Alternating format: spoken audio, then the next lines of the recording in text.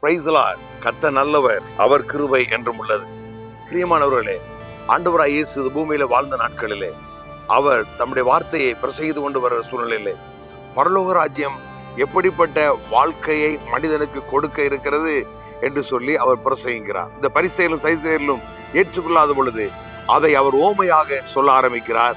அதுதான் மத்திய எழுதின சுவிசேஷம் 13ஆம் அதிகாரம் 11ஆம் வசனத்தை சொல்லும் பொழுது, பரலோக ராஜ்ய ரகசியங்களை அறியும்படி உங்களுக்கு அருள் செய்யப்பட்டிருக்கிறது.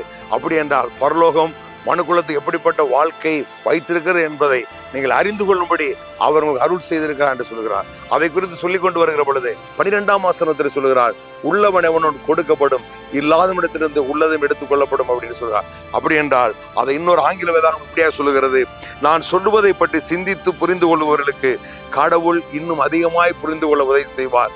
நான் சொல்லுவதை கவனமாய் சிந்திக்காதவர்களிடத்தில் உள்ளதும் அவர்களிடம் எடுத்துக் கொள்ளப்படும் என்று சொல்றார். அப்படி என்றால் இல்லாதை குறித்தே சிந்திக்கிறவர்களுக்கு உள்ளது இருக்கிறது என்று சொல்லுகிறதும் போய் நம்மளை விட்டு அகன்று போய் என்று சொல்கிறார்.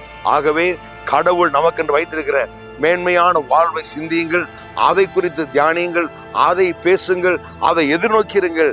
கர்த்தர் நல்ல வாழ்வு உங்களுக்கு என்று வைத்திருக்கிறார், நல்ல வாக்குத்தத்தங்களை பண்ணியிருக்கிறார். நிச்சயம் நாம் நன்றாகவே இருப்போம். நான் உங்களுக்காக ஜெபிக்கிறேன். நல்ல பிதாவே, நன்றியோடு நாங்கள் ஸ்தோத்திரிக்கிறோம். நீர் வைத்திருக்கிற மேன்மையான வாழ்வை ஒவ்வொருவரும் தன்னுடைய ஆவிக்குரிய கண்களாக கண்டு கழுகூறத்தக்கதாய் என் ஆண்டவர் அனுக்கிற செய்யுங்க.